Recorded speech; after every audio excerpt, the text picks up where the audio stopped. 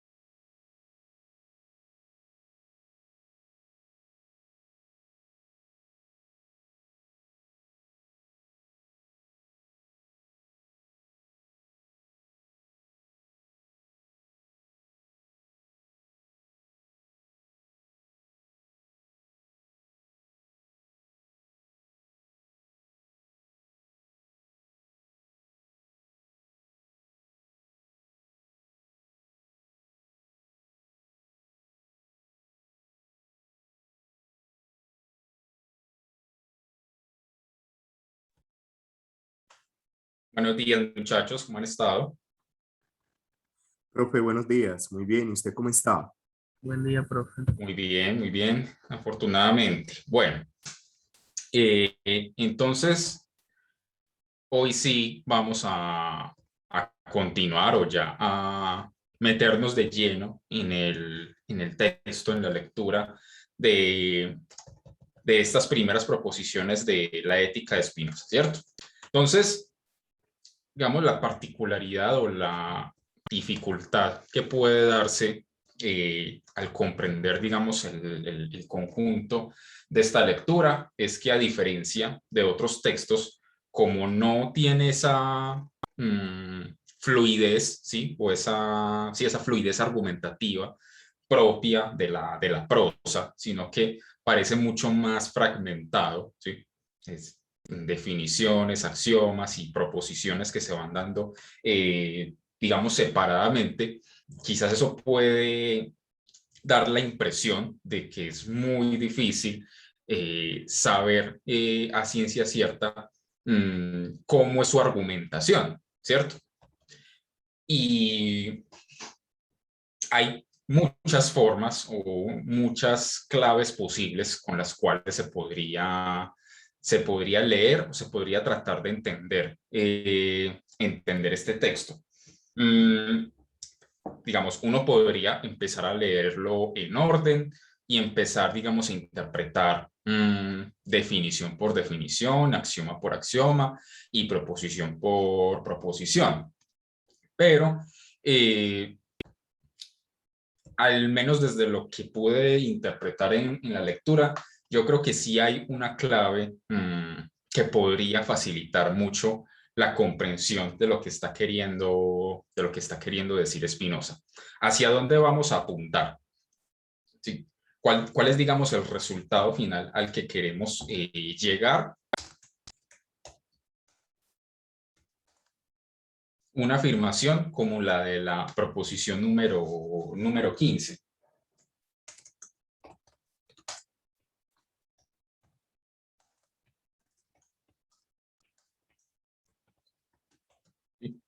Todo cuanto es en Dios y sin Dios nada puede ser ni concebirse.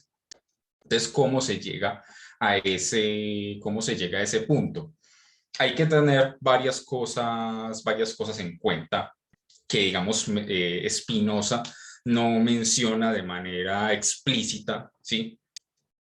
O bueno, sí menciona de manera un tanto clara, pero no con el nombre con el que será conocido después. Me refiero, en primer lugar, al principio de razón suficiente, ¿sí?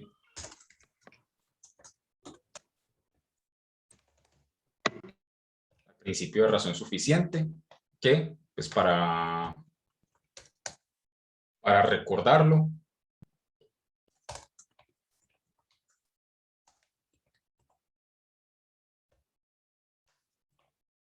para todo cuanto es o sucede, hay una explicación suficiente y total sobre por qué es así y no de otro modo. Donde, digamos, Spinoza explica o defiende esa postura, a pesar de que no la llama propiamente un principio de razón suficiente. Permítanme, yo les muestro. Eso está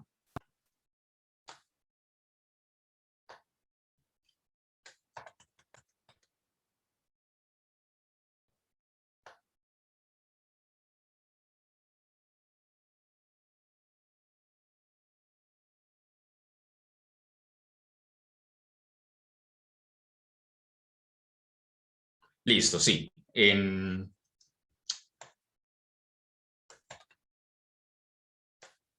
el escolio, en el segundo escolio de la proposición 9, para ser más, de la proposición 8, perdón, para ser más exactos, lo dice así explícitamente, para ser más exactos en la página 27. Dice: debe notarse que se da necesariamente alguna causa determinada de cada cosa existente. Por último, debe notarse que esa causa, en cuya virtud existe una cosa, o bien debe estar contenida en la misma naturaleza y definición de la cosa existente, o bien debe darse fuera de ella. Ahí está, digamos, dando a entender que para todo cuanto es o sucede, e incluso para todo cuanto consideramos que no se da o no sucede, debe haber una explicación. Entonces, si tenemos eso en mente, también se nos va a hacer mucho más fácil la comprensión.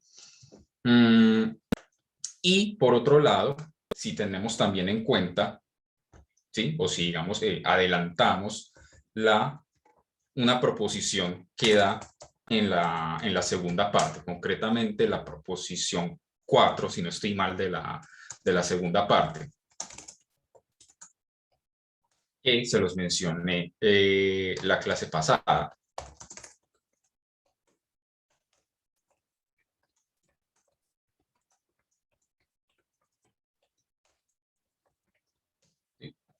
El orden y conexión de las ideas es el mismo que el orden y conexión de las cosas. Digamos, ¿por qué deja hasta la proposición 4 de la segunda parte esa afirmación?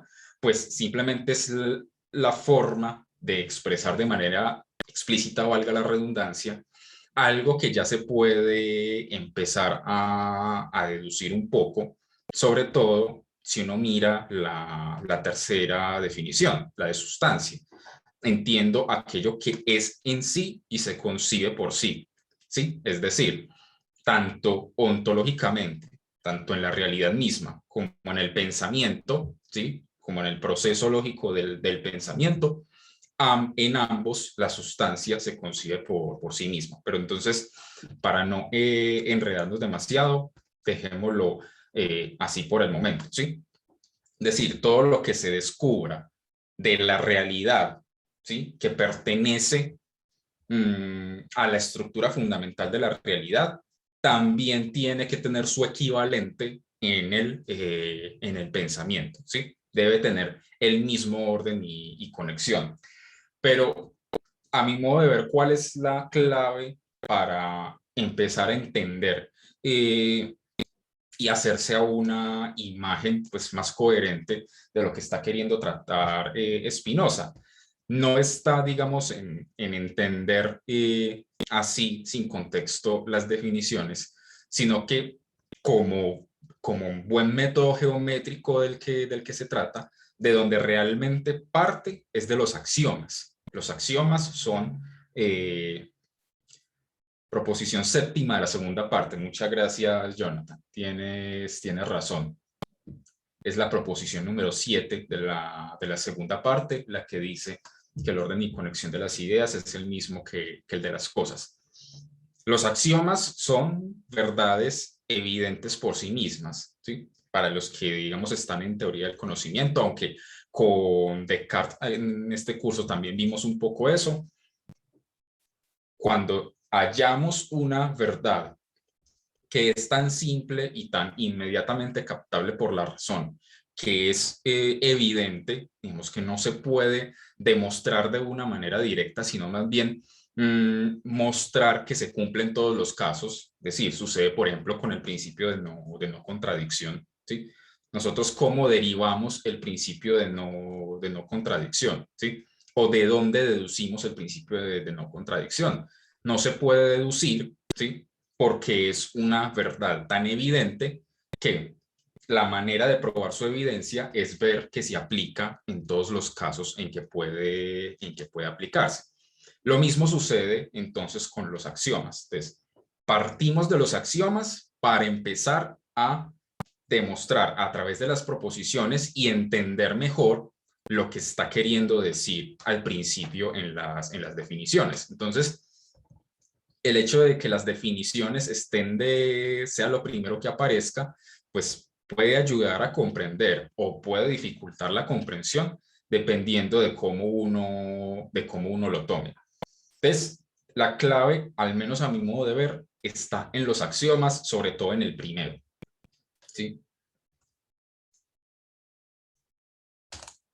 Dice, todo lo que es o es en sí o es en otra cosa. Entonces, ¿qué es lo que sucede con esto? Te dice lo que es la realidad. La pregunta, digamos, que desde el principio se empezó a plantear Aristóteles. Dice, o es en sí, que por en sí está queriendo decir que no necesita o no depende de nada, ¿sí? Para poder ser o para poder existir. Y como el orden de las ideas es el mismo que el de las cosas, entonces en el pensamiento, que algo sea en sí quiere decir que no tenemos que presuponer ningún otro concepto anterior o más fundamental para poder dar cuenta de la naturaleza de ese concepto. Pongámosle por caso entonces sustancia. Entonces dice, primer axioma, lo que es en sí o es en otra cosa. Y esa distinción que suena tan simple, ¿sí? Va a ser clave para poder entender lo demás, ¿sí? Lo que es en sí o es en otra cosa. Entonces, ¿qué es lo que sucede con esto?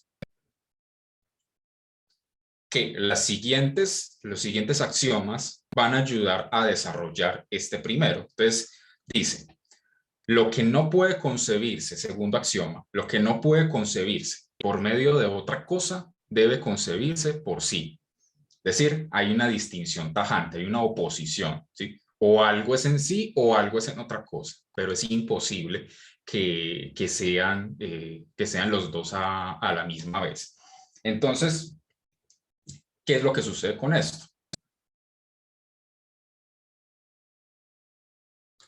En sí y en otra cosa.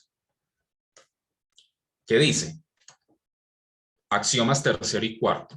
De una determinada causa se sigue necesariamente un efecto y por el contrario, si no se da causa alguna determinada, es imposible que un efecto se siga. Y cuarto, el conocimiento del efecto depende del conocimiento de la causa y lo implica. Ahí ya está queriendo decir una cosa que va a ser importantísima.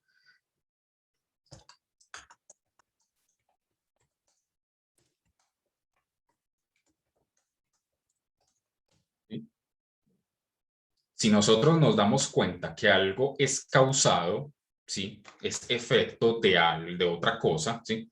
Entonces ya descartado la posibilidad de que sea en sí, ¿cierto? De que, digamos, no dependa de otra realidad para poder ser, sino que en su misma naturaleza o en su misma esencia está, digamos, contenido el ser o el existir, que es precisamente la primera definición de todas, la de causa de sí.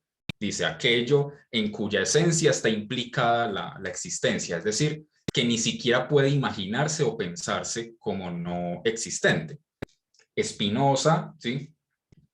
Digamos, es uno de esos filósofos que está del lado de los partidarios del argumento ontológico de San Anselmo, ¿sí? Dios existe por su propia definición. Entonces Spinoza cabría ahí. Entonces, si algo es causado, necesariamente es y se concibe o se piensa,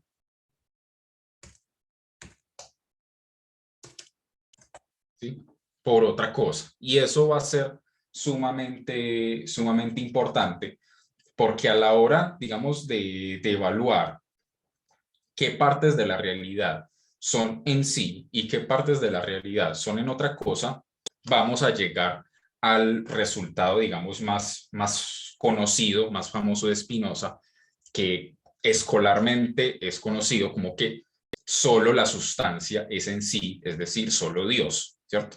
Dios no se está refiriendo, obviamente, al Dios de ninguna religión, no se está refiriendo a ningún Dios que tenga imagen y semejanza humana, que tenga voluntad, que tenga,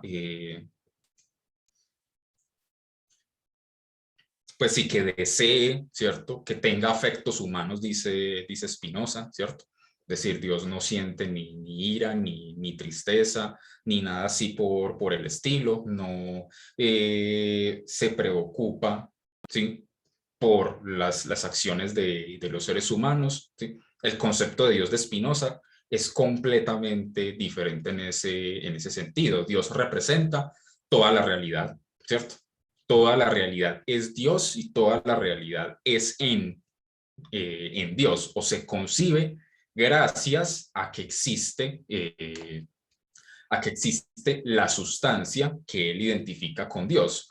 O como dice en otra proposición, creo que de la segunda parte también, voy a ponerlo por acá, que de hecho es tan famosa esa sentencia que incluso se la suele citar directamente de latín, ¿sí?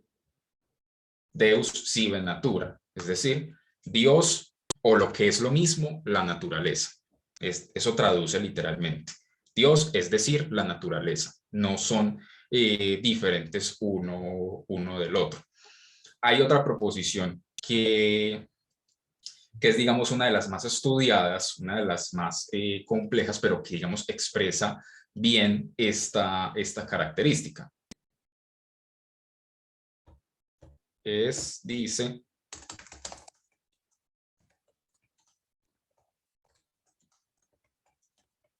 Dios es causa inmanente y no transitiva de todas las cosas. Es una proposición de esta misma primera parte. Déjenme a ver si de pronto la puedo encontrar. Profe, ¿usted Sí, me puede explicar esa parte, lo que acaba de escribir? La verdad, sí, sí, no sí. logro comprender. Gracias. Uh-huh. Permítame, yo busco la proposición donde está. Sí. No implica la existencia. Causa eficiente.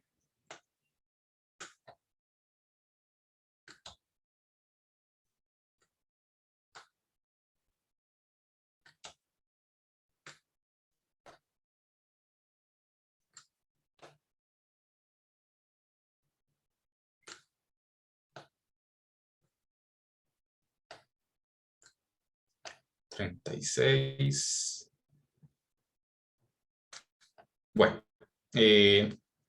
ya tendré tiempo de encontrar exactamente cuál es esa proposición, o si alguno puede irla buscando. 18. la proposición número 18 de la primera parte.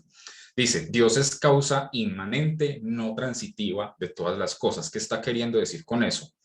Digamos que dentro de la concepción tradicional del cristianismo, ¿sí?, y del judaísmo y del islam, Dios es trascendente del mundo, ¿sí? Es de una naturaleza distinta del mundo o de la naturaleza o del universo, ¿sí? Pues es transitiva en el sentido de que Dios es trascendente, ¿cierto? Está más allá del mundo.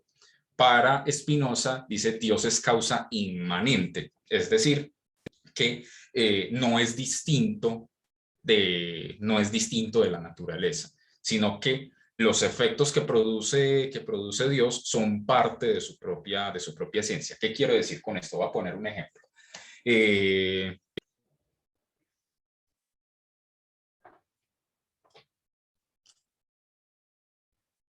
Por ejemplo, las letras, lo que he escrito en el tablero, ¿sí?, yo sería una causa transitiva, es decir, porque esas letras pues no tienen nada que ver conmigo en cuanto a mi definición, en cuanto a mis características, en cuanto a mi esencia.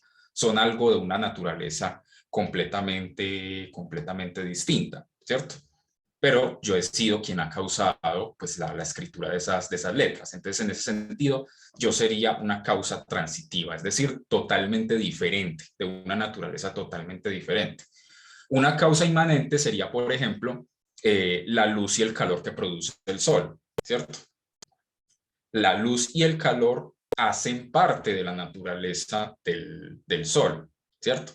Por ende, el sol sería una causa inmanente. El sol no es distinto, ¿sí? No es por naturaleza distinto de la luz y el calor que produce, ¿sí? Hace parte de su misma naturaleza, entonces es una causa inmanente. En ese sentido, Dios es causa inmanente, dice, de todas las cosas. Todas las cosas pertenecen, ¿sí?, a la misma naturaleza de Dios. O, como iremos viendo a lo largo de las proposiciones, si antes Aristóteles creía que pues, los objetos de la naturaleza son sustancias, por ejemplo, que esta taza es una sustancia, que el lapicero, etcétera, lo que va a decir Spinoza es no. Los objetos, nosotros mismos, etcétera, somos modos de Dios, ¿cierto? Somos casi que accidentes de la única sustancia existente, ¿cierto? Pero bueno, estoy adelantando demasiadas cosas sin mucho contexto y de pronto los estoy enredando ya demasiado, pero a lo que quiero apuntar precisamente es a esto, que la imagen que está trazando Spinoza de Dios no tiene absolutamente nada que ver con el Dios de ninguna religión. Y lo deja muy claro, sobre todo con estas dos sentencias. Dios, o sea, la naturaleza, o lo que es lo mismo la naturaleza, y Dios es causa inmanente, no transitiva, ¿sí? Es decir, no está separado, ¿sí? No, Dios no está separado del mundo, sino que Él mismo, por su misma naturaleza, por su mismo actuar, un actuar que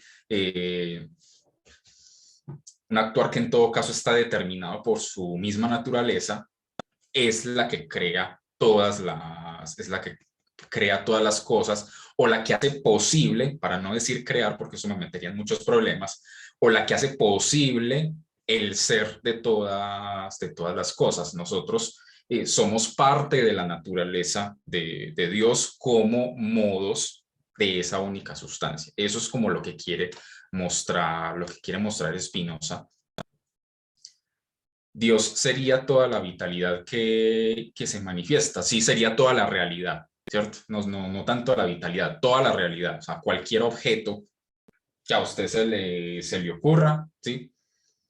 Como es causado, ¿sí? Y se concibe por otra cosa, a la larga lo que va a mostrar Spinoza es que cualquier objeto que a usted se le ocurra solamente es decir, ontológicamente, y se concibe, es decir, epistemológicamente, en la medida en que Dios, o lo que es lo mismo, la naturaleza, O incluso podríamos ir más lejos y decir, por lo que es lo mismo, la realidad es y se consigue, ¿cierto? Pero entonces volvamos y recuperemos el orden. Entonces, todo cuanto es, o es en sí o es en otra cosa. Y no hay otra posibilidad. Permítame, busco. Listo, ahora sí. Entonces, ¿qué es lo que sucede? Listo. La manera como define en estos axiomas la relación causa-efecto, entonces ya nos está diciendo todo lo que quepa bajo una relación causa-efecto como producido o causado por otra cosa, entonces ya, digamos, eso automáticamente lo saca de esta categoría, lo saca de la categoría en sí y lo pone en esta categoría. Es y se concibe gracias a otra cosa.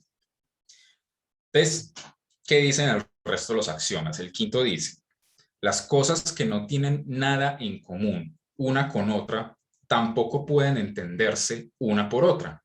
Esto es, el concepto de una de ellas no implica el concepto de la otra.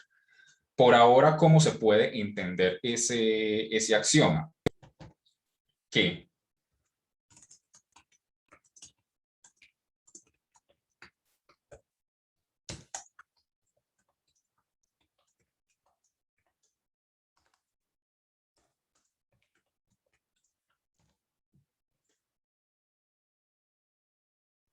si A y B no tienen nada en común, entonces es imposible, por ejemplo, que A haya sido causa de B o B haya sido causa de A, ¿cierto?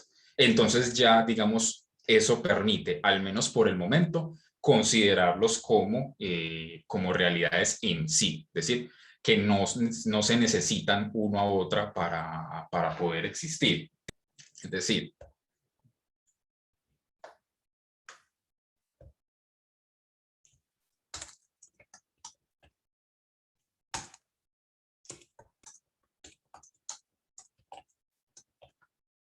que lo que es en sí no necesita de nada más para ser. Es decir,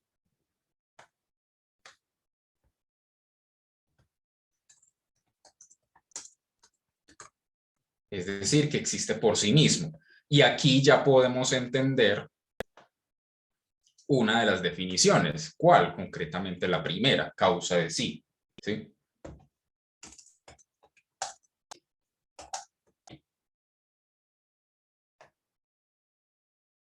Es causa de sí y como ya vimos la definición, que causa de sí es aquello cuya esencia implica la existencia. Es decir, que no puede pensarse, es imposible que no sea, es imposible que no exista, ¿cierto?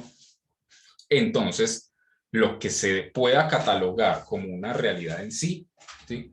Entonces, por definición y por deducción lógica, tiene que tener la misma característica de ser causa de sí, es decir, tiene que existir. Y ya ahí se puede empezar a deducir un montón de cosas, pero vuelvo y repito, mantengamos el orden. Y los últimos dos axiomas nos permiten justamente entender esta última conclusión. Dice, una idea verdadera debe ser conforme a lo ideado por ella. Más o menos está diciendo un poco lo mismo que lo que les decía de esta proposición 7 de la segunda parte, que el orden y conexión de las ideas es el mismo que el de las cosas, pero más fundamental es el último axioma, el séptimo.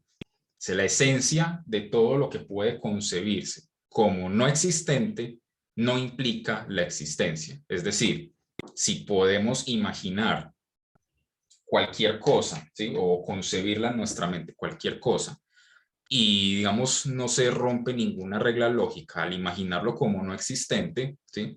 Entonces ya no puede ser causa de sí, ya no puede existir por sí mismo, necesita de algo más para poder ser, es decir, ya no puede ser, ya no puede caber dentro de la categoría de en sí, ¿cierto?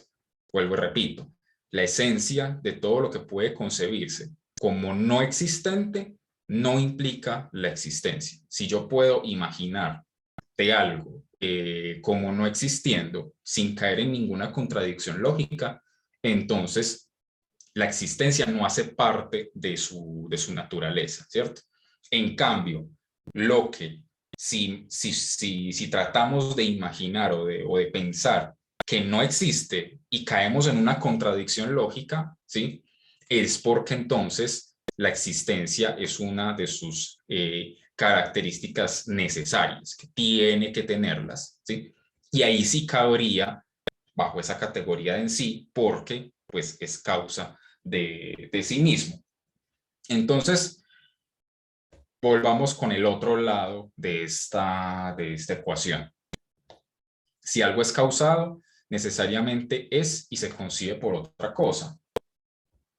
O podemos explicarlo de la siguiente manera. Si algo es causado, ¿sí? Si algo, digamos, sucedió o empezó a existir gracias a otra cosa,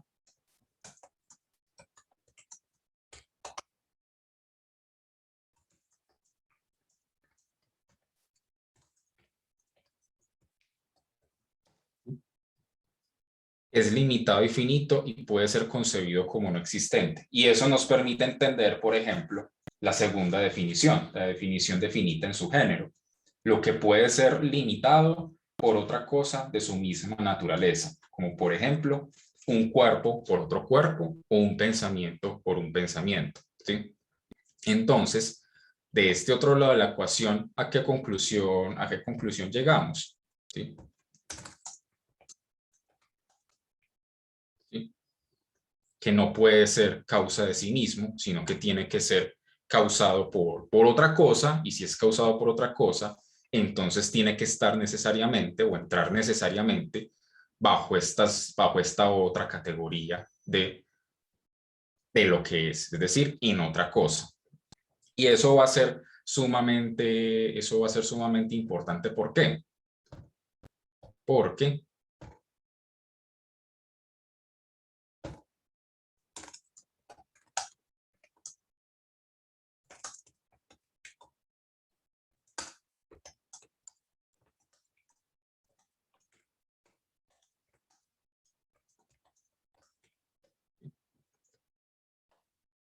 claro, entonces lo que hay que hacer, ¿sí? O digamos la labor de metafísica y ontológica sería entonces averiguar de cada parte de la realidad o de cada cosa de la realidad si es y se concibe por sí misma o por otra cosa.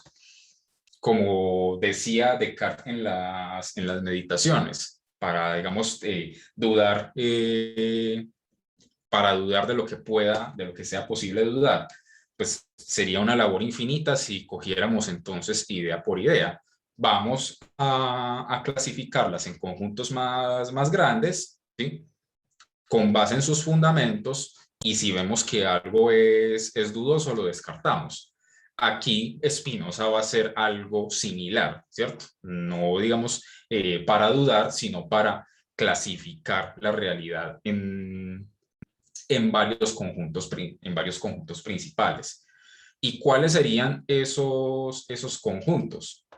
Si uno va mirando las proposiciones, de hecho hay una que lo dice explícitamente.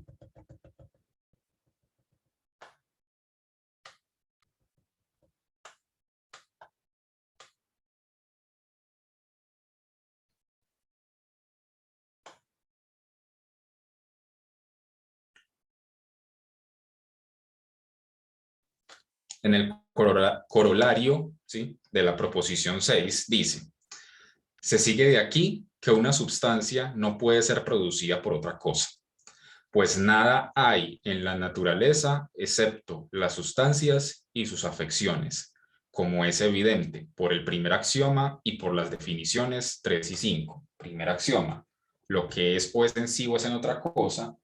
Definiciones 3 y 5, sustancia y modo. Sustancia, aquello que es en sí y se concibe por sí. y modo como las afecciones de una sustancia. Entonces, ¿qué está queriendo decir con esto?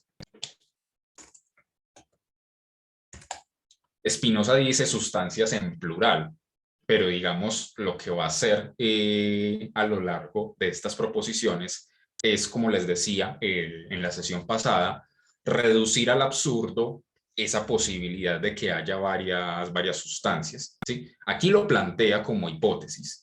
Supongamos que existen varias sustancias, pero después nos vamos a dar cuenta que si seguimos de manera consecuente y de manera lógica lo que hemos planteado desde más atrás, nos vamos a dar cuenta de que no puede haber más de una sustancia, pero dejémoslo ahí por el momento.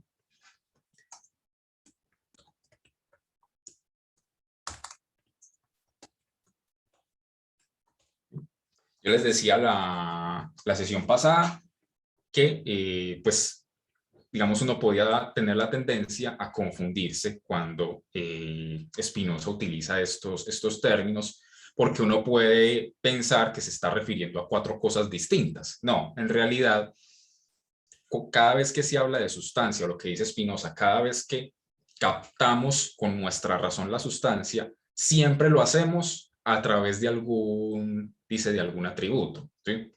Que como dice en la definición, el atributo es casi que una manifestación, dice, de la esencia de la sustancia, de lo que es, ¿cierto? De su naturaleza. Y entonces, como dice Spinoza más adelante, se supone que la sustancia o Dios tiene infinitos atributos, pero nosotros, los seres humanos, por nuestra racionalidad limitada, solo podemos captar 2, el pensamiento y la extensión. Entonces, cada vez que hablemos de la sustancia, ¿sí?, siempre tendremos que hacerlo en uno de esos 2 atributos, ¿sí? O referirnos al pensamiento, o referirnos a la extensión, o referirnos a las dos juntas, ¿cierto? Juntas más no mezcladas, ¿cierto? Digamos, Spinoza es muy insistente en eso, o sea, un pensamiento no puede hacer nada sobre un cuerpo y un cuerpo no puede hacer nada sobre un pensamiento. Son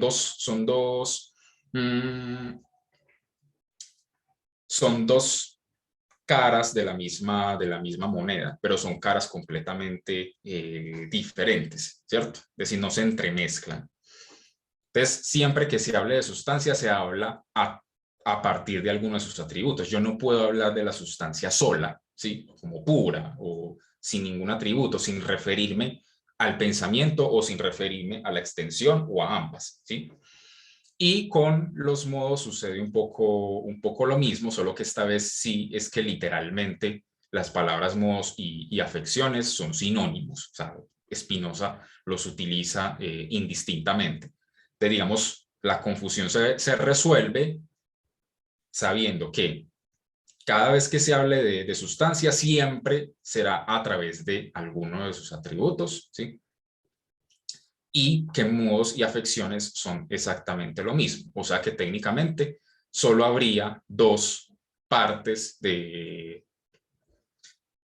dos conjuntos que conformarían la realidad, la sustancia y los modos. Entonces habría que preguntarse, o hay que preguntarse, cuál se concibe por sí y cuál se concibe por otra cosa. Si observamos las definiciones de ambos términos, pues uno ya sabe entonces cuál es cuál, ¿cierto? O a cuál pertenece cuál.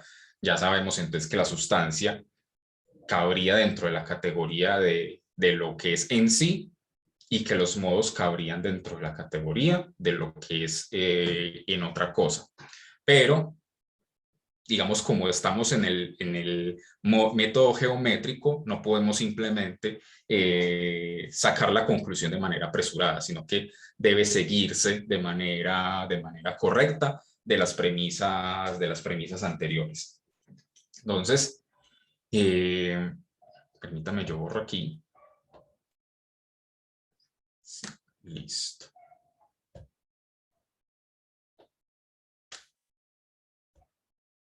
Entonces, ¿qué es lo que sucede? Listo. Entonces, ya hemos clasificado la realidad en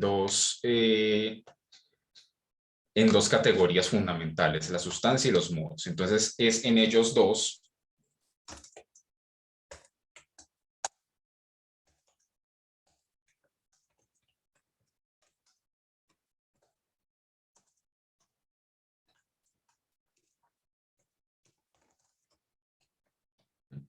se aplica la distinción en sí o en otro, ¿cierto?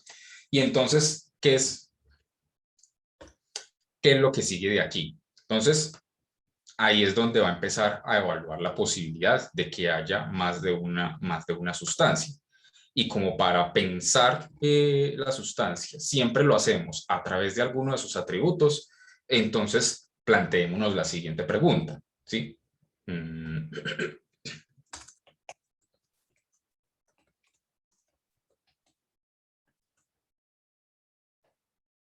¿Puede haber dos sustancias pensantes? Así, sencillo. Ahora bien, claro, la respuesta de Descartes, por ejemplo, de Descartes y de Aristóteles, ¿cuál sería? Sí, ¿cierto?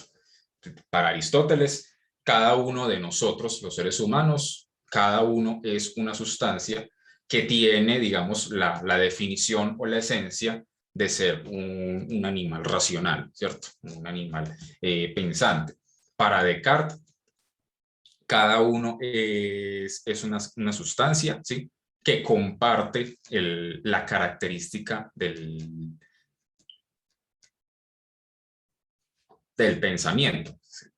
A ver, para ser más preciso, Descartes insiste en que hay dos tipos de sustancia, ¿sí? La extensa y la pensante. A las dos las considera como sustancias, ¿cierto? No como atributos, ¿sí? Como características de una sustancia única, que es lo que va a asegurar Spinoza, ¿sí? Pero digamos que cada objeto y cada ser humano por separado es una de las dos sustancias, o las dos en el caso de los seres humanos, en el caso de Dios, que sería solamente sustancia pensante.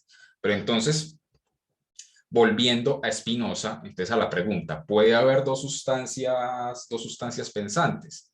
Entonces, ¿qué sucedería?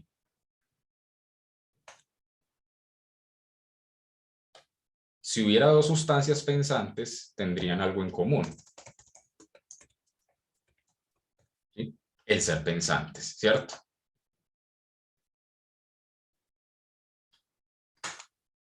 Tendrían algo en común. Y entonces, ¿cuál es el problema de que tuviesen algo en común? Que si tienen algo en común, cabe la posibilidad, se abre la posibilidad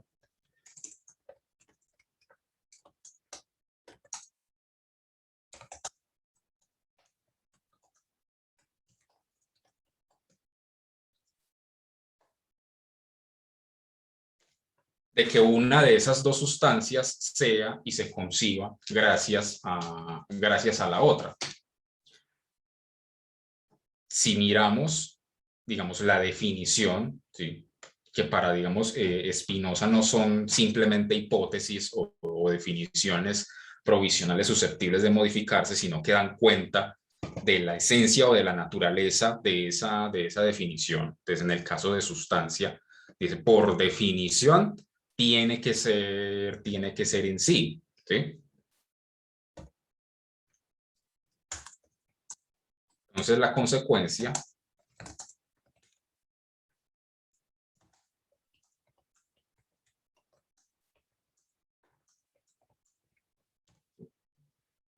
ya no sería una sustancia, pues por definición tiene que ser en sí. Entonces, de ahí se deriva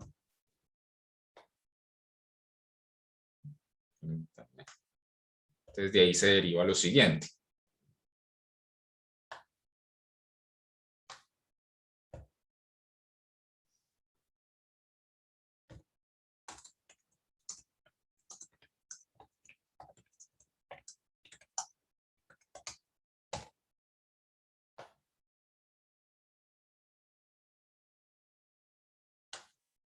Entonces, por reducción al absurdo, ¿sí? Esto es, digamos, una reducción al absurdo de la posibilidad de que haya dos sustancias pensantes, es decir, dos sustancias con el mismo atributo. que es lo que menciona, ya les digo, en cuál proposición.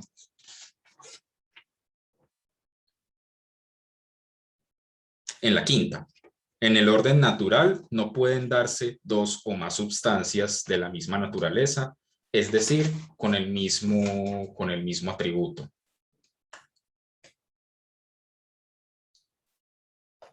Entonces, vean lo que dice la demostración que hace Spinoza. Si se diesen varias sustancias distintas, deberían distinguirse entre sí, o en virtud de la diversidad de sus atributos, o en virtud de la diversidad de sus afecciones. Si se distinguiesen por la diversidad de sus atributos, tendrá que concederse que no hay sino una con el mismo atributo. Pero si se distinguiesen por la diversidad de sus afecciones, entonces, como es la sustancia anterior por naturaleza a sus afecciones, por la primera proposición, dejando por consiguiente, aparte de esas afecciones y considerándola en sí, esto es, considerándola en verdad, no podrá ser pensada como distinta de otra. Esto es, no podrán darse varias, sino solamente una. ¿Sí? Bueno, ustedes ya habrán visto que al final de cada proposición siempre culmina con esas letras Q, E, D. ¿Sí? Para los que, digamos, no han visto latín,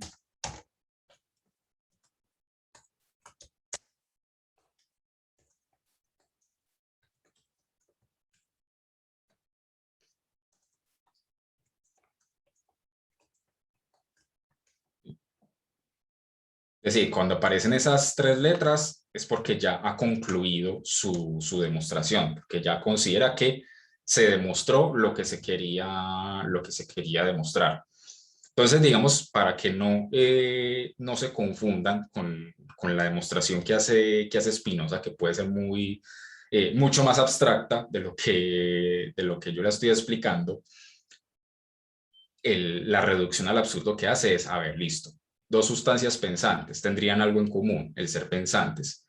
Se abre la posibilidad de que una sea causa de otra o de que una sea y se conciba gracias a la otra, pero entonces ya no sería una sustancia, pues por definición tiene que ser en sí.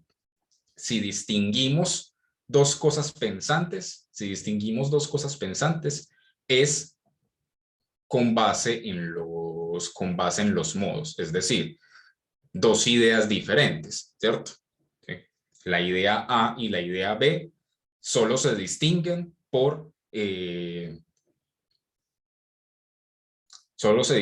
en tanto modos, ¿cierto? En tanto modos, pero en tanto ideas, ¿sí? O en tanto pensamientos son exactamente iguales porque tienen, digamos, o participan del mismo atributo del pensamiento, ¿sí? O sea que en cuanto sustancia, ¿sí? O sea, en cuanto realidad patente, que es en sí misma, ¿sí? Y que no puede ser modificada por ningún ser humano, ¿sí? No puede haber dos sustancias pensantes, o lo que es lo mismo, no puede haber dos pensamientos, ¿sí? Puede haber dos ideas diferentes, sí, pero las dos ideas diferentes son pensamiento. Creo que así se puede hacer más clara la cosa. Solo hay un pensamiento, ¿sí? Entonces, por conclusión, solo hay una sustancia con el mismo atributo. O sea, ya descartó una posibilidad, ya descartó una hipótesis, ya la redujo al absurdo para poder llegar a esa demostración final de la proposición número 15, ¿cierto? Bueno, hasta aquí todo claro. ¿Alguna pregunta? ¿Vamos bien? Profe, sí, por ahora sí. Sí, Profe, sí. quizás a mí esta última, yo creo que de las 16 proposiciones, esta fue la que más me puso problema. Y quizás de aquí se deriva muchísimas cosas de las cuales ya posteriormente va a ser demasiado importante La reconocer. quinta. Entonces, sí, de la Ujú. quinta yo creo que se resuelve absolutamente todo de por qué solamente hay una sustancia y por qué Dios es la Ujú. única sustancia. Y Sí. saber que Dios es la única sustancia es saber que a través de Dios se concede toda la realidad. Entonces, porfa, para que le demos otra mirada a Ok, este punto, por favor. listo. Volvamos a leer la demostración que hace Spinoza. Te dice, proposición 5. En el orden natural no pueden darse dos o más sustancias de la misma naturaleza, o sea, con el mismo atributo. Es decir, poniéndolo en términos un poco más concretos, no puede haber más de dos, no puede haber dos o más pensamientos, ¿sí? Pongámoslo, digamos, en el atributo del pensamiento. No puede haber más dos o más pensamientos. Entonces dice, si se diesen varias sustancias distintas, entonces digámoslo, si se diesen varios pensamientos distintos, deberían distinguirse entre sí, dice, o en virtud de la diversidad de sus atributos, ¿sí? El pensamiento sería un atributo, pero ya sabemos que serían dos pensamientos, ¿sí? No se distinguen. Por la diversidad de sus atributos, o en virtud de la diversidad de sus afecciones, dice por la proposición anterior, que a la larga es donde realmente podemos decir que se distinguen, ¿sí? Por la característica particular, por el modo en que se manifiesta ese atributo del pensamiento. Entonces, una idea A y una idea B, ¿cierto? Podemos distinguirlas, pero ambas son pensamientos. Entonces dice, si se distinguiesen por la diversidad de sus atributos, tendrá que concederse que no hay sino una con el mismo atributo, ¿cierto? ¿Cómo distinguimos dos pensamientos? ¿Sí? No dos ideas particulares, sino dos pensamientos en general, ¿sí? Dos pensamientos en universal, pongámoslo así por el estilo. No se puede, ¿sí? Porque entonces tendría que haber dos universales al mismo tiempo que tengan las mismas características, ¿sí? Que sean que tengan exactamente sí, las mismas características, la misma naturaleza, ¿sí? Como atributo, pero aún así las dos ser pensamiento. Ese es, digamos, otro principio que Spinoza está manejando, muy propio del racionalismo, y que Leibniz va a aclarar y a darle un nombre, que es el de la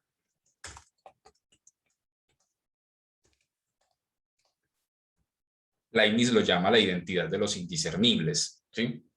Si yo no puedo discernir características distintas de dos cosas, es porque son la misma cosa, ¿cierto? Se identifican. Entonces, en ese sentido, dice, por la diversidad de sus atributos, no, simplemente no se pueden distinguir. Yo puedo distinguir dos ideas, pero las dos ideas son distintas, son modos distintos del mismo atributo, en este caso del pensamiento. Y ese atributo del pensamiento, ¿cómo lo distingo? Si es una sola cosa, ¿cierto? Entonces, en ese sentido, se entiende mejor este argumento. Puede haber dos sustancias pensantes. El problema es que esas dos sustancias tendrían algo en común, ¿sí? Y si tienen algo en común, se abre la posibilidad de que una sea causa de la otra, o lo que es lo mismo, que una sea y se conciba gracias a la otra.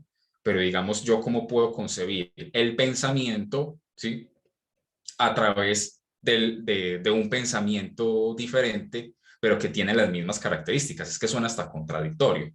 Y si uno piensa, identidad de los indiscernibles, sí, no se pueden, en tanto pensamiento, ¿sí? En tanto las dos ideas son parte del atributo del pensamiento, ¿sí? No se distinguen. Si se distinguen, es ya por sus características particulares que constituyen sus modos.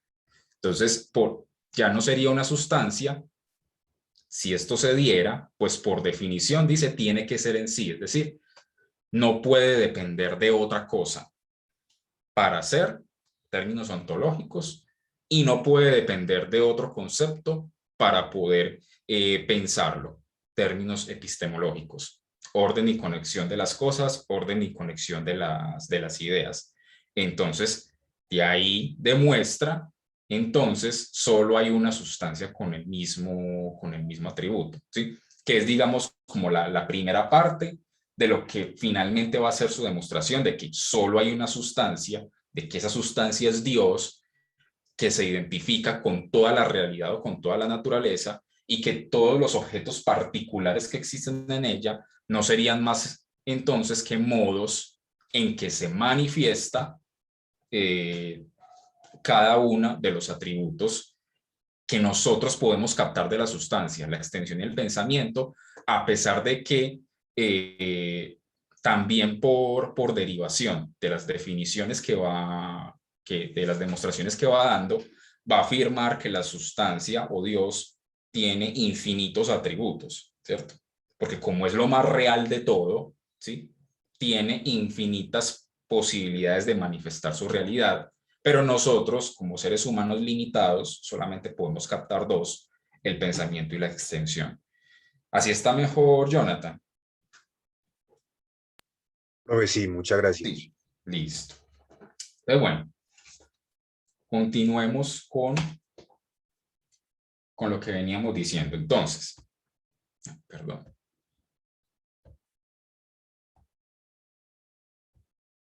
Ahora sí, listo.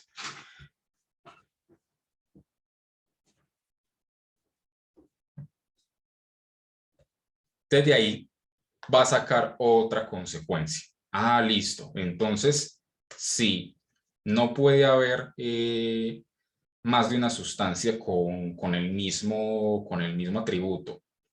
Y si la sustancia, por definición, tiene que ser en sí, es decir, no depender de absolutamente nada, tanto para ser como para pensarse, pues por las mismas razones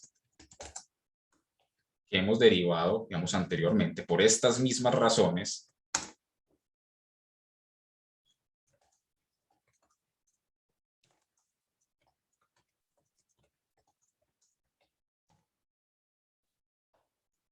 dice, una sustancia no puede ser producida o causada por otra, ¿sí?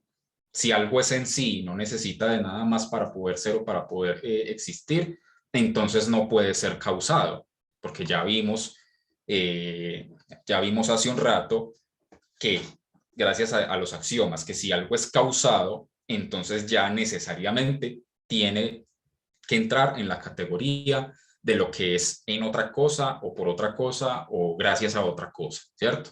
Entonces, dice Spinoza, listo, una sustancia no puede ser producida o causada por otra. Y como dijo en la primera proposición, la primera de todas, dice que una sustancia por naturaleza es anterior a sus modos, ¿sí? Dice que una sustancia es anterior a sus modos, es decir, si no existe la sustancia no pueden existir los modos, ¿cierto?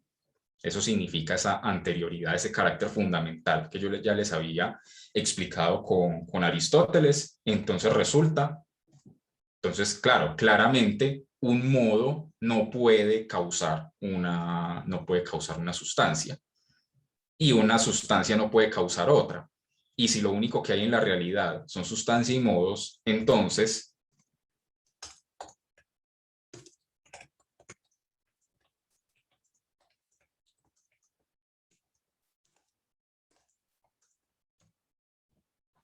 una sustancia no puede ser producida o causada por absolutamente nada, ¿cierto? Es decir, tiene un carácter absoluto, o digamos se refuerza el carácter absoluto de esta definición de lo que es en sí, ¿sí? No depende de absolutamente nada para poder ser ni para poder pensarse, ¿sí? Eso es lo que demuestra en la permítanme un momentico, en la proposición, así en el corolario de la siguiente proposición, de la sexta. Entonces dice, proposición 6, una sustancia no puede ser producida por otra sustancia. Entonces dice, demostración. En la naturaleza ya sabemos que no puede haber dos sustancias con el mismo atributo. Esto es, no puede haber dos sustancias que tengan algo en común entre sí, de manera que una no puede ser causa de la otra, es decir, no puede ser producida por otra. Y dice corolario, o sea, de esta proposición se sigue inmediatamente. Se sigue de aquí que una sustancia no puede ser producida por otra cosa. pues nada hay en la naturaleza excepto las sustancias y sus afecciones, como es evidente por el axioma 1 y las definiciones 3 y 5. Pero como una sustancia no puede ser producida por otra sustancia, entonces una sustancia no puede, en términos absolutos, ser producida por otra cosa, que era lo que se quería demostrar, QED, ¿cierto? Entonces, a partir de aquí, ¿qué sigue? Listo, ya sabemos entonces, una sustancia no puede ser producida o causada por nada. Esto refuerza que la sustancia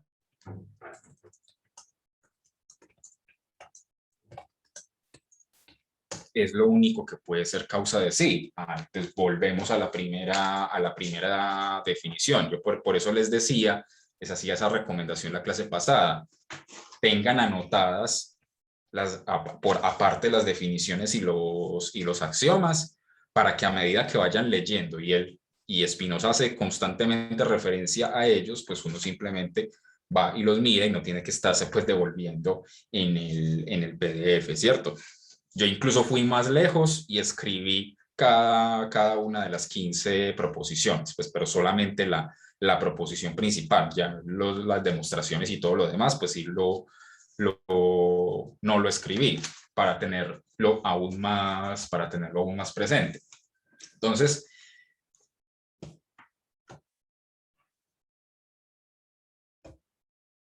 vean cómo una cosa se va siguiendo de la otra y una de la otra y una de la otra, ¿sí? Entonces, ¿qué es lo que sucede posteriormente? Listo. La sustancia es una sustancia no puede ser producida ni causada por nada, ¿sí? No puede haber más de una sustancia con el mismo atributo, ¿sí?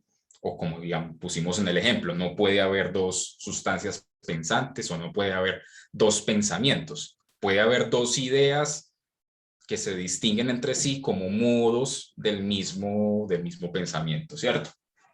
Entonces,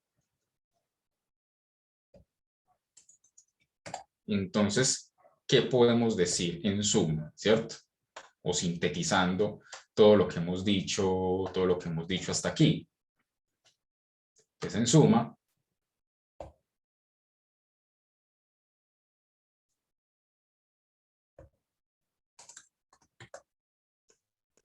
la sustancia es en sí o existe por sí misma o no necesita de absolutamente nada más para poder ser o pensarse.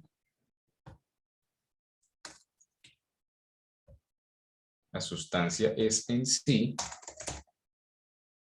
siempre y los modos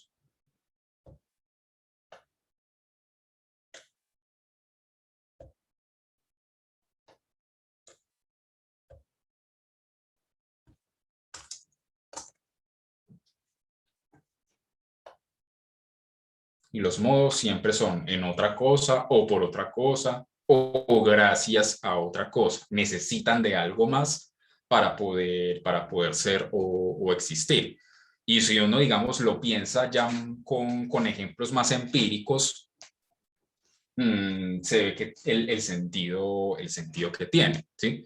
Es decir, si de no haber sido por el fabricante, esta taza no podría existir. De no haber sido por mis padres, yo no podría existir. Y de no haber sido por los padres de ellos, tampoco ellos hubieran podido existir. Y así sucesivamente podemos ir haciendo el ejercicio con cualquier cosa que se nos ocurra en la naturaleza. Entonces, poniéndolo en los términos más sencillos posibles, si no existiera la realidad, la naturaleza obviamente no entendida en el sentido científico, ¿sí? Científico moderno del término, no entendida como el conjunto de las cosas naturales, sino entendida como el conjunto de toda la realidad, de todo cuanto es, ¿sí? Es decir, si la realidad no existiera o no fuera, pues absolutamente nada más podría ser o existir.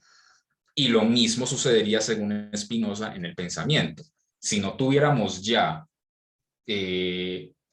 epistemológicamente, o no se pudiera concebir ya epistemológicamente el concepto de sustancia o el concepto de realidad, sería imposible concebir también, pues, cualquier objeto o el ser humano o lo que sea, ¿cierto? Entonces, hasta aquí, toda esa carreta que estaba hablando para llegar a esto, ¿sí? Que la sustancia es en sí y los modos son en otra cosa. Entonces, para que lo tengamos aún más claro,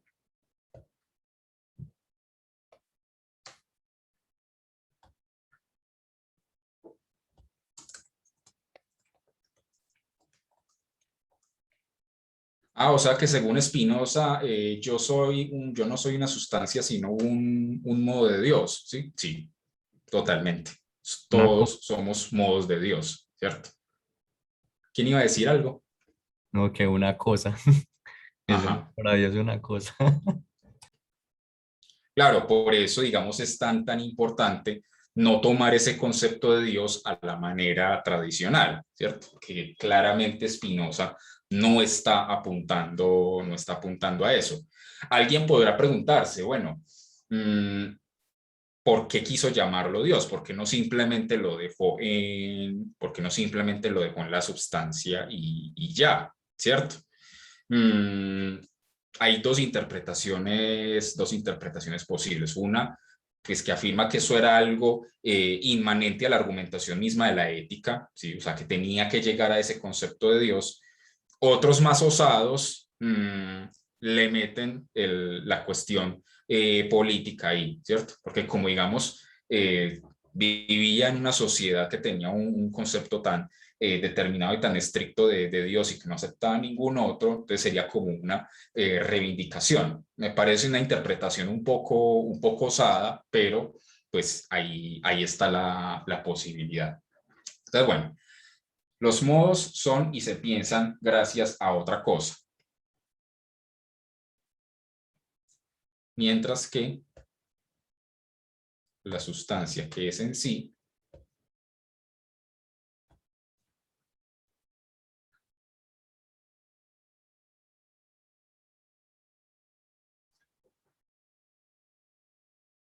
así.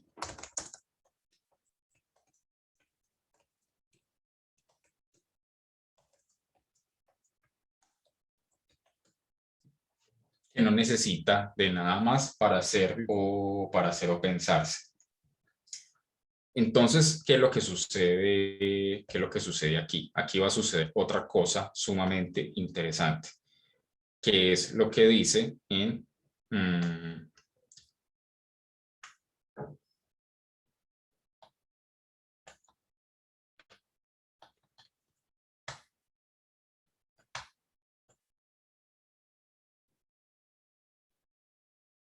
permítanme, yo lo busco.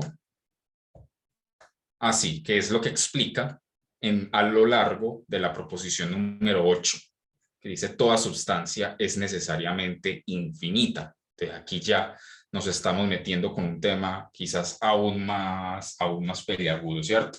Entonces, ¿qué es lo que sucede? ¿Qué es lo que sucede aquí? Entonces, listo, ya sabemos que como la sustancia es en sí, no necesita nada más para hacerlo pensarse, entonces nuevamente, solo ella puede ser causa de sí. Y entonces ahí es donde se deriva la proposición número 7. Dice, a la naturaleza de una sustancia pertenece el existir. Es decir, por definición, por esencia, tiene que existir. Yo no puedo imaginar la realidad, ¿sí? Que sería como una forma de entender la sustancia, o sea, la realidad o el ser como no siendo o no existiendo. Sería una, digamos, completa contradicción. De ahí que diga que dice a la naturaleza, a la esencia, a la definición de una sustancia o de una realidad o de una naturaleza pertenece el existir. Por eso dice, demostración. Una sustancia no puede ser producida por otra cosa. Será, por tanto, causa de sí. Es decir, que su esencia implica necesariamente la existencia. O sea, que a su naturaleza pertenece el existir. Primera definición de todas, ¿cierto? Entonces,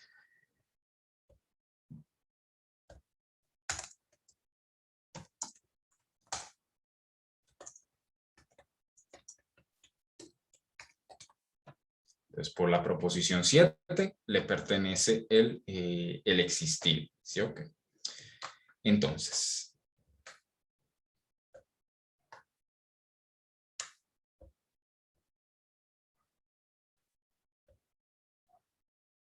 le pertenece el existir, y si nos fijamos, entonces en el séptimo axioma, en el último de los axiomas de esta primera parte, entonces lo podemos recordar. La esencia de todo lo que puede concebirse como no existente no implica la existencia. Es decir, gracias al axioma 7, digamos, por recordar el axioma 7, entonces la otra conclusión que hay que derivar, ¿sí?, no puede no existir, ¿sí? Por naturaleza, por definición, tiene que existir, tiene que ser, ¿cierto? Ahora bien,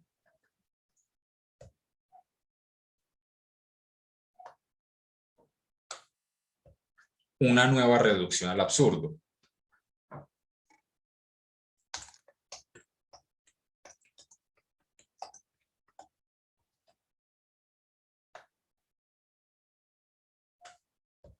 Puede concebirse una sustancia finita. Entonces, digamos, ¿por qué reducción al absurdo? Porque, dirá Spinoza,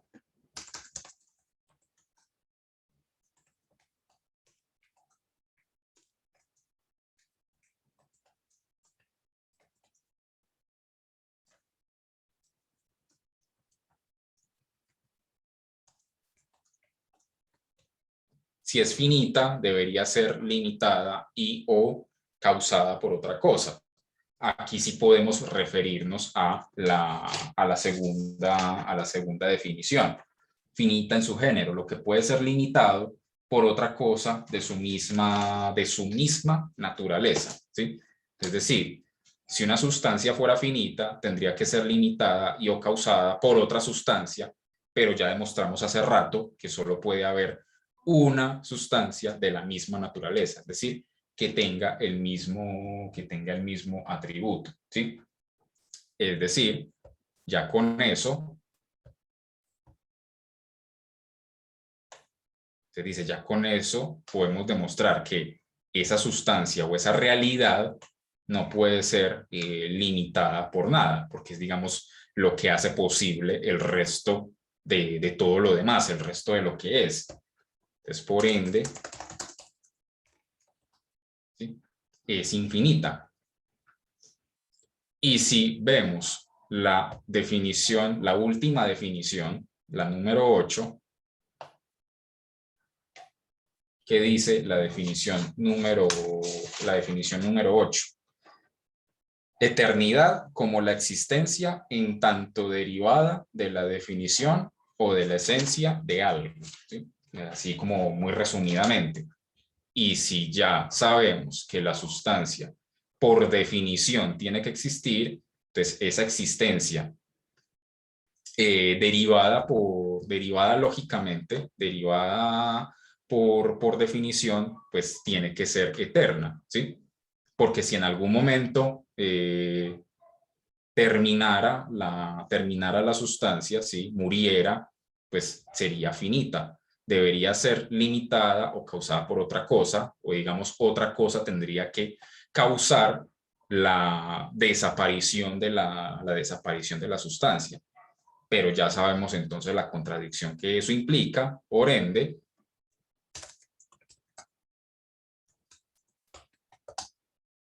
también tiene la característica de ser eterna, ¿sí? Características que tradicionalmente se le han endilgado a Dios, ¿sí?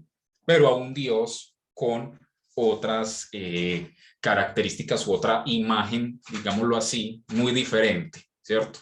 Como la de un Dios de imagen y semejanza humana, que tiene voluntad y emociones.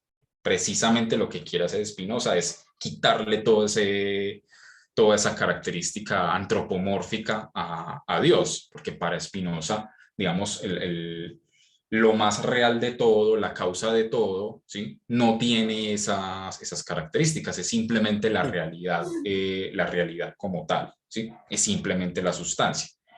Santiago, ¿ibas a decir algo? Profe, sí, ahora con lo que usted acaba de decir,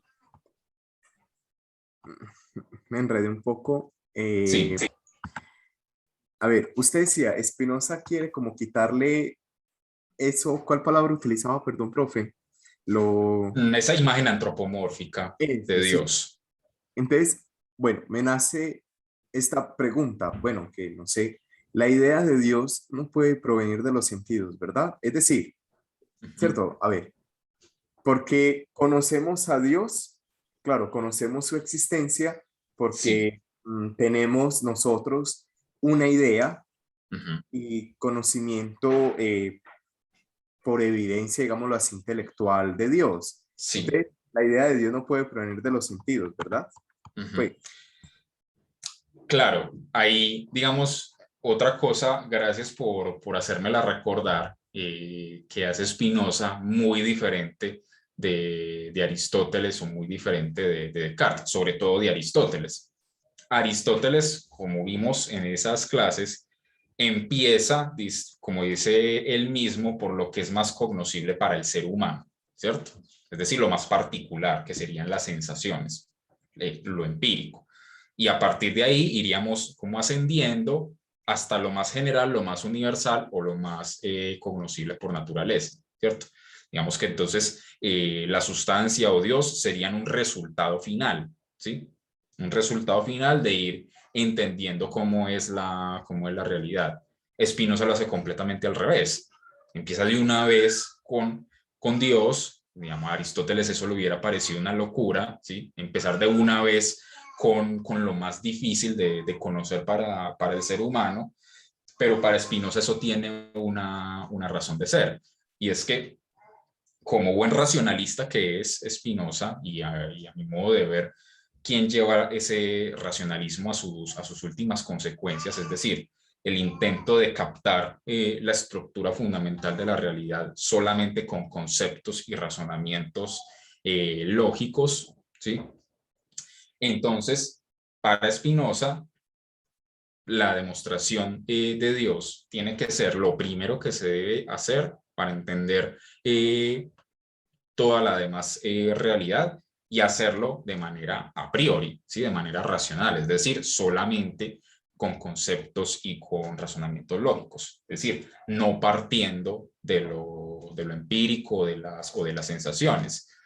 De hecho, creo que es en el Tratado de la Reforma del Entendimiento, hace mucho más explícita lo que es como su concepción epistemológica. Si hubiera incluido a Spinoza en el curso de teoría del conocimiento, seguramente habríamos leído el Tratado de la Reforma del Entendimiento, donde afirma que, digamos, el problema epistemológico según Spinoza es que casi todos los seres humanos nos guiamos más por la imaginación que por el entendimiento, dice él.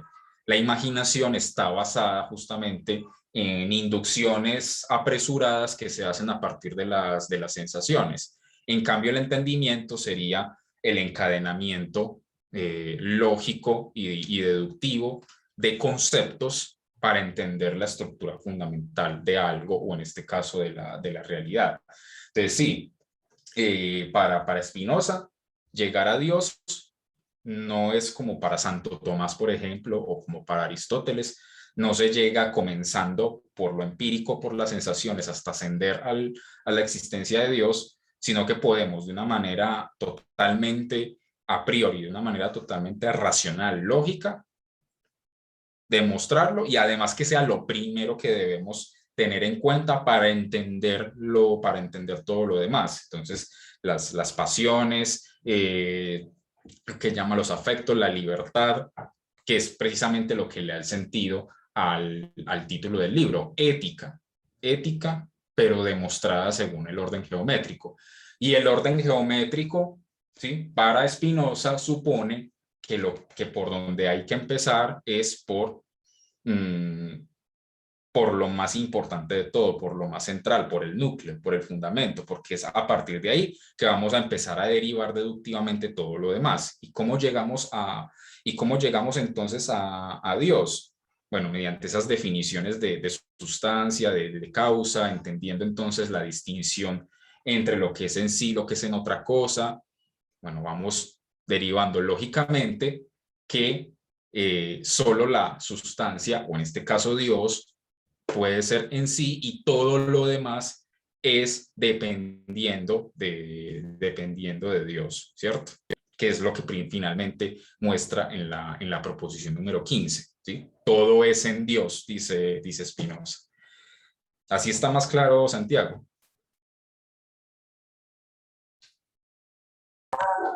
Profe, sí, muchas gracias. Listo. Entonces, bueno, entonces iba por acá. Ah, listo.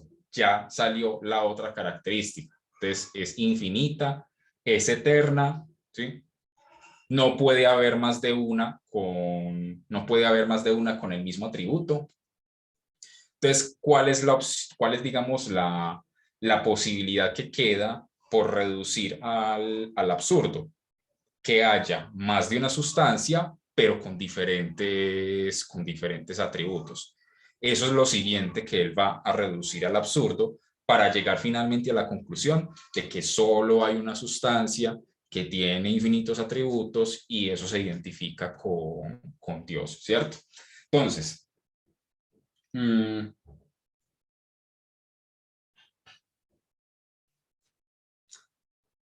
¿qué es lo que sigue de aquí?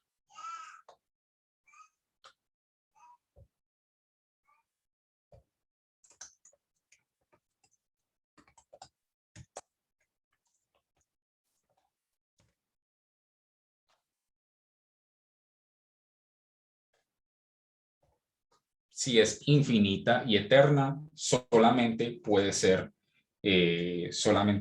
una. ¿Por qué? Sí, solamente puede ser una.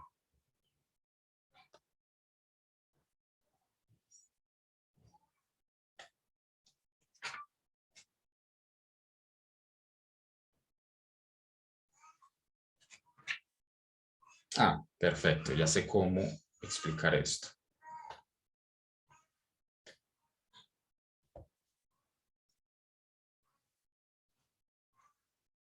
¿Por qué, digamos otra forma de entender por qué de ese carácter de infinito y eterno se sigue entonces que la sustancia solamente puede ser una?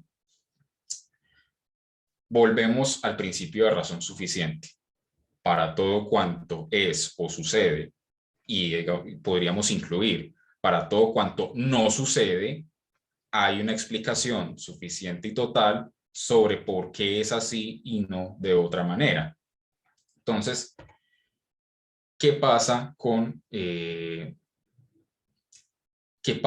los modos, con lo que es en otra cosa, con las cosas que son y se piensan gracias a otra cosa? Entonces, hay algo que explica Spinoza en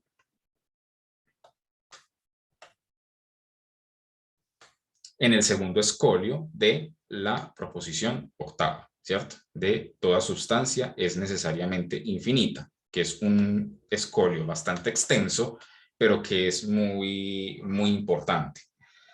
No lo voy a leer todo, solo voy a leer desde esta parte. Dice, desde la página 26 al final.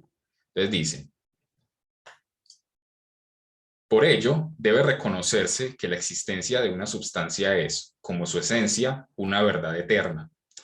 Mas de ello, de otra manera, podemos concluir que no hay sino una única sustancia de la misma naturaleza, lo cual he pensado que merecía la pena mostrar aquí.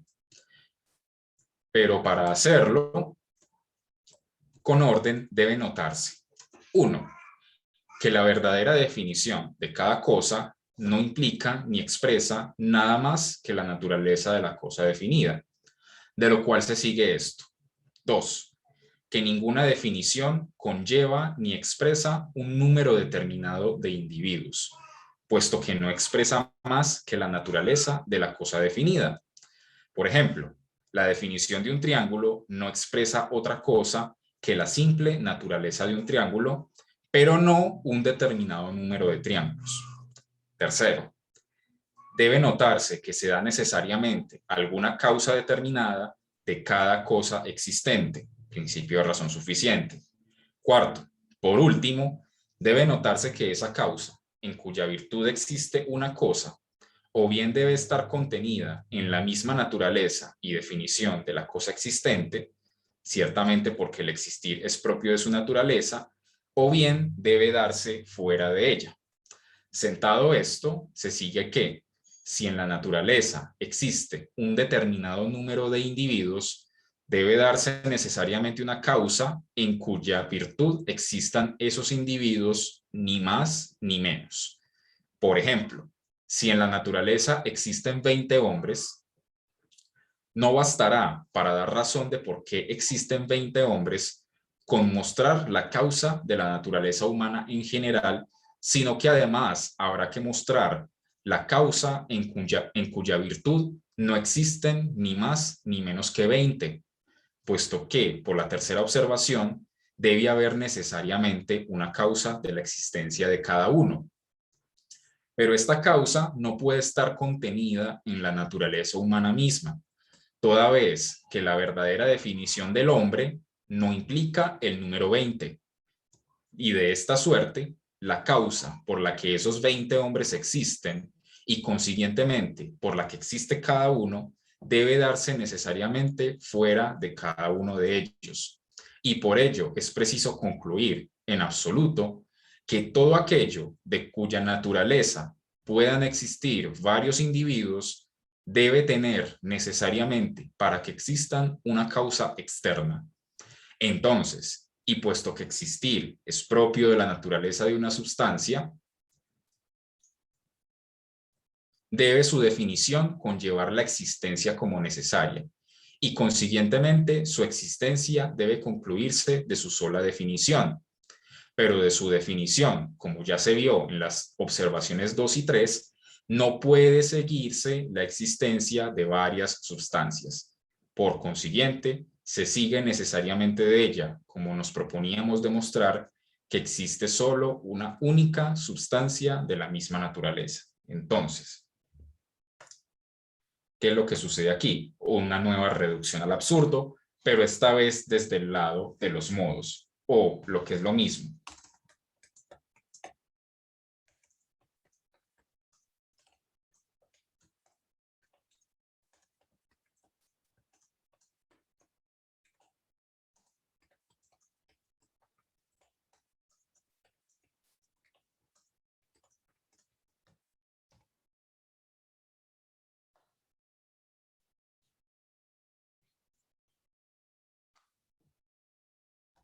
En la definición de ser humano, no está establecido que tengan que ser 10 o 20 o 40 o 50, ¿cierto? Como no puede entenderse la causa de que haya 20, 40 o 50 a partir de la definición misma de ser humano, entonces su causa está en una cosa aparte, en otra cosa externa, ¿cierto? Entonces eso ya lo pone en la categoría de ser en otra cosa porque es causado por otra cosa diferente, ¿cierto? Entonces, si eso es así, ya el hecho de que haya una cantidad determinada de individuos, dice Spinoza, ¿sí? También es otra señal que nos obliga a poner esa realidad, entonces el ser humano, los triángulos, las tazas, etcétera, en la categoría de los modos porque son en otra cosa. ¿Por qué? Porque el hecho de que existan tantos o cuantos individuos de ese objeto no se explica por la naturaleza misma del objeto, sino por otra cosa aparte, ¿cierto? Entonces, por contraposición, si la sustancia es en sí misma y no depende de absolutamente nada para existir, no puede haber una causa externa a la sustancia, ¿sí? Que hiciera que hubiera más de una. Si hubiera más de una sustancia, esa cantidad tendría que explicarse por una cosa externa, ¿sí? Pero entonces ya dejaría de ser sustancia porque ya dejaría de ser en sí y serían otra cosa, ¿cierto? Entonces, gracias a esa reducción al absurdo, entonces ya se puede demostrar que la sustancia, aparte de infinita y eterna, es una sola, es única, ¿sí?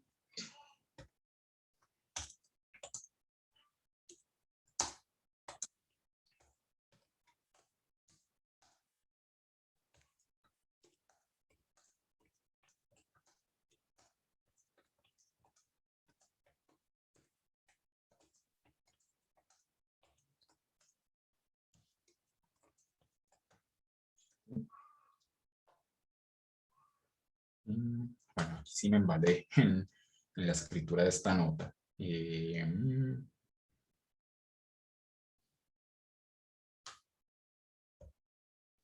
No, quedó horrible. Bueno, igual yo creo que se entiende la idea, ¿cierto? O sea, si de algo, si de algo que existe, como por ejemplo el lapicero, se puede decir que hay más de uno, ¿sí? Y efectivamente hay más de uno, entonces ya solo por eso se considera que es un modo porque la causa por la que haya 10, 20, 40, 50 no está en la definición del lapicero, sino que está en otra cosa diferente. Por ende, su categoría ontológica es ser en otra cosa. Y si la sustancia ya sabemos por todas las definiciones que hemos dado que es en sí, entonces necesariamente tiene que ser una sola, ¿cierto? Entonces,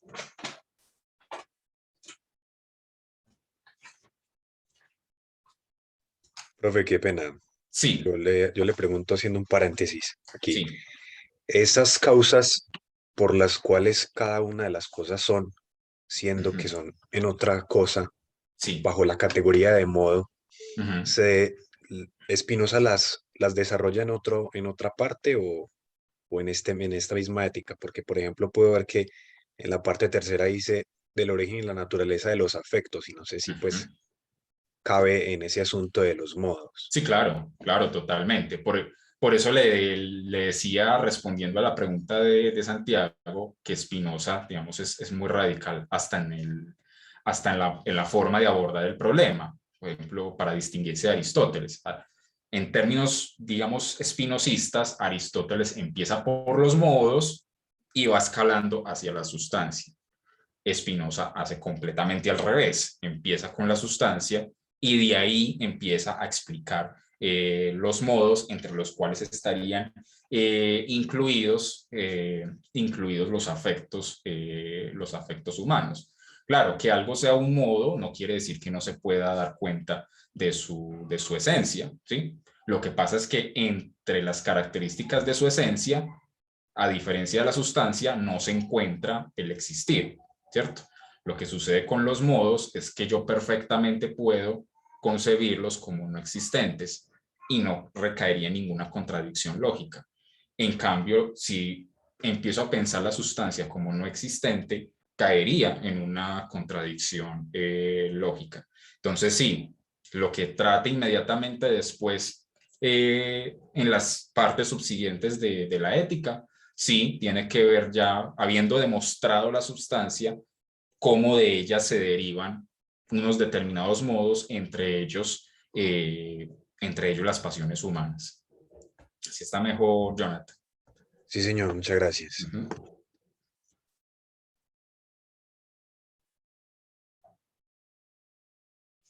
Entonces, nuevas consecuencias de todo esto que de todo esto que acabamos de decir. Entonces,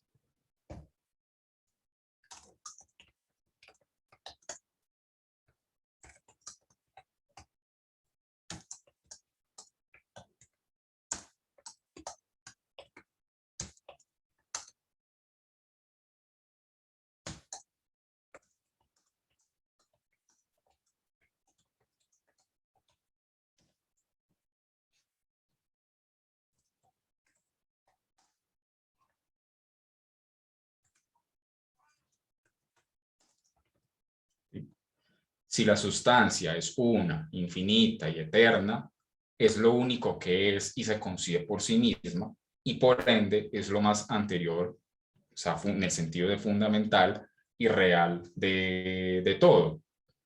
Y como dice la novena proposición, cuanto más realidad o ser tiene una cosa, tantos más atributos le competen. Entonces, si estamos hablando aquí de lo más real de todo, que además es infinito y eterno, entonces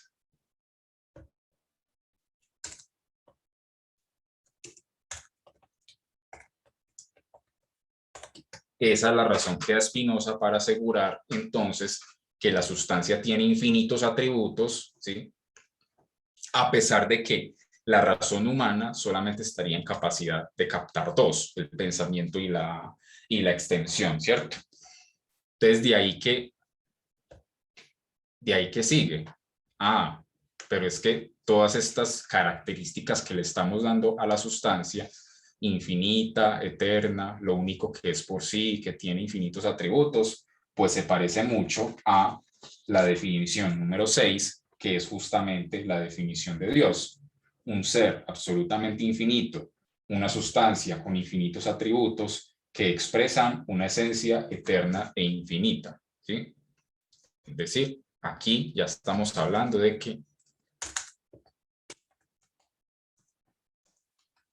¿sí?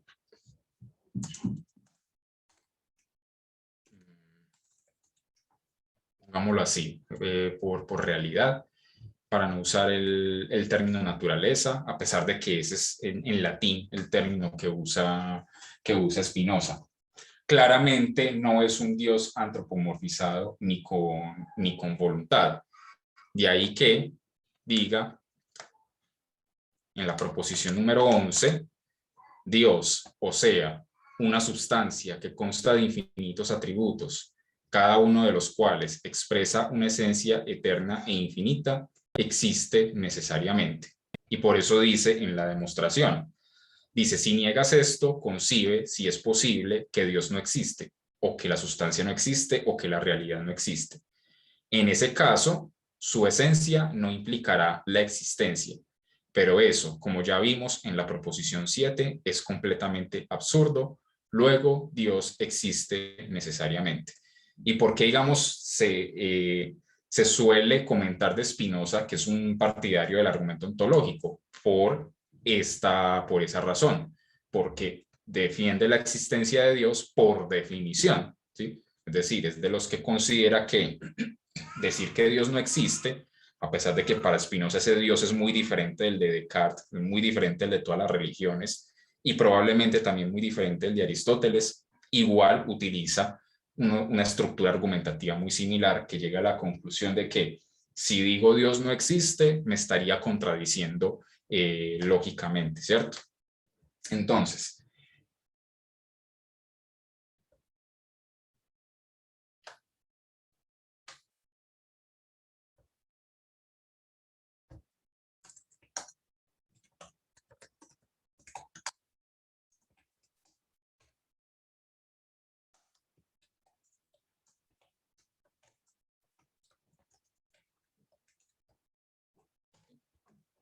existe por definición lo que se conoce como un argumento ontológico. Y nuevamente hace el mismo procedimiento, reducción al absurdo. Supongamos o imaginemos, ¿sí? La idea Dios no existe o la realidad no existe, ¿sí? Entonces,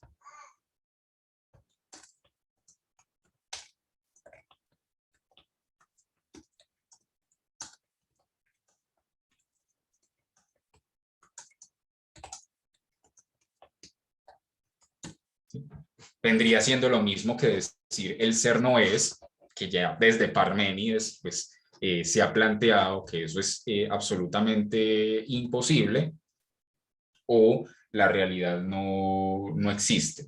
Entonces, listo, reducción al absurdo.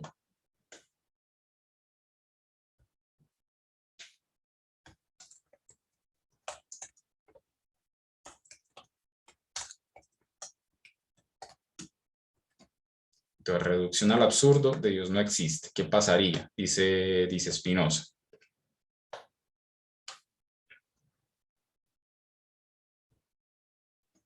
Nuevamente apelamos al principio de razón suficiente.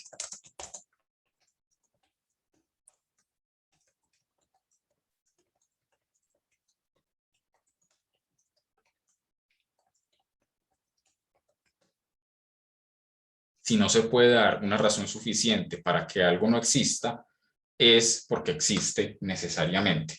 Y entonces Spinoza dice, listo, entonces habría dos posibilidades para dar una razón o una causa suficiente de que Dios no exista.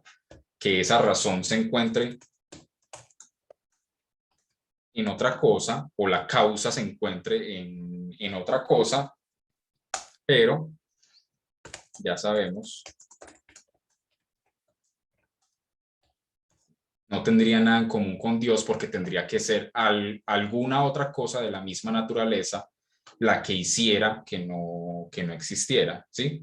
Pero como ya sabemos entonces que no puede haber más de una sustancia de la misma naturaleza, entonces esa razón pues se contradice o no se sostiene. Y si consideramos una causa en su misma naturaleza para que no exista, pues caeríamos en una contradicción lógica.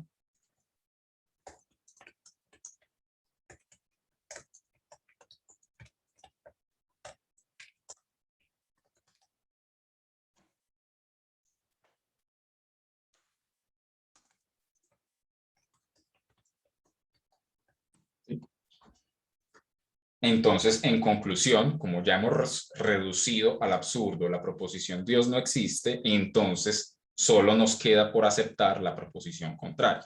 Dios existe y además por definición, ¿sí? Bueno, yo creo que ya por mi parte estoy fundido, yo creo que ustedes aún más. Entonces, yo creo que ya se dijo lo fundamental de estas proposiciones. Y bueno, y entonces, proposición número 15. De todo eso, entonces ya se puede entender muy bien eso de que dice de todo cuanto es en Dios y sin Dios nada puede ser ni concebirse. Dice Spinoza en su demostración. Excepto Dios, no existe ni puede concebirse sustancia alguna. Esto es, cosa alguna que sea en sí y se conciba por sí. Pero los modos no pueden ser ni concebirse sin una sustancia, por lo cual pueden solo ser en la naturaleza divina y concebirse por ella sola. Ahora bien, nada hay fuera de sustancias y modos. Luego, nada puede ser ni concebirse sin Dios. Solo existe la sustancia y los modos. Ya sabemos que la sustancia es Dios y los modos solo pueden existir en la medida en que existe la sustancia. Y como todo lo demás aparte de Dios son modos, entonces todo depende de Dios, tanto para poder ser como para poder pensarse, ¿sí? De ahí que algunos señalaran que Spinoza, y ha sido considerado por muchos como un panteísta. En la época de Spinoza eso era una herejía, considerar el panteísmo. Y digamos, se le lanzó esa acusación para desacreditar su obra. Ya digamos, el panteísmo no es una herejía, pero sigue siendo, digamos, una interpretación muy, muy recurrente de estos argumentos de Spinoza al afirmar entonces que todo es en Dios. Pero entonces lo que está queriendo decir ahí es que ontológicamente hablando, todo es en la medida en que Dios, o sea, la sustancia, o sea, la realidad, existe. Bueno, ¿todo claro? ¿Alguna pregunta, alguna duda, alguna angustia?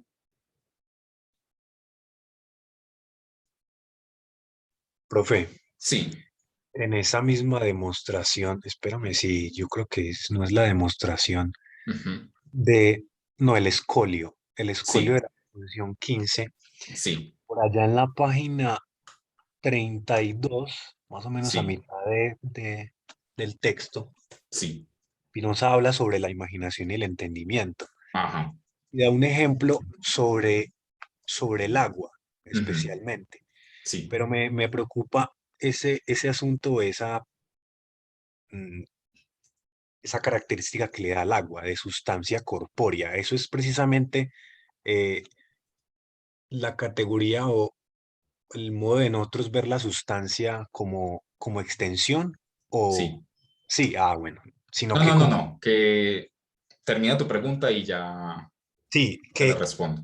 a eso que se refiere Spinoza como sustancia Sí. corpórea es la misma similitud con el asunto de la extensión, Ujú. pues teniendo en cuenta que nosotros en los atributos infinitos de Dios solamente podemos concebir el pensamiento y la extensión. Entonces, ¿esa Ujú. sustancia corpórea corresponde a la extensión o es Sí, una sí, cosa sí, sí, totalmente distinta? sí. Es lo mismo. Y entonces a ese segundo escolio de la proposición 15 ya es, digamos, una discusión ya muy especializada con filósofos de la época que consideraban que como la extensión, ¿sí?, necesariamente está ligada a la materialidad y la materia es divisible y corruptible, entonces Dios no puede ser material o corpóreo. Pero para Spinoza, con la extensión sucedería lo mismo que con el pensamiento, ¿sí? Cada una de los diferentes objetos extensos de las diferentes materias son distintos, pero solo como modos del atributo de la extensión. La extensión como atributo es uno solo, ¿sí? Y tendría las mismas características de la sustancia, ser infinito, ser eterno, etcétera, etcétera, etcétera, ¿cierto? Entonces, para Spinoza, Dios, no visto como el Dios de una religión, sino como la realidad, pues también tendría que tener el atributo de la extensión, no podría ser una cosa etérea, ¿cierto? Así está más claro, Jonathan. Sí, señor, por supuesto. Ujú. Muchas gracias. Listo, entonces, pues ya dicho esto, la otra semana vamos a trasladarnos entonces a la monadología de Gottfried Leibniz y también nos espera algo sumamente interesante. Yo creo que Leibniz, de este curso, yo creo que mis sesiones favoritas son precisamente las de Leibniz, porque realmente es muy sorprendente lo que propone. Así que bueno, no siendo más, nos vemos la otra semana. Feliz mañana para todos. Gracias, profe. Gracias, profe. ¿Mm? Gracias, profe. Estén muy bien.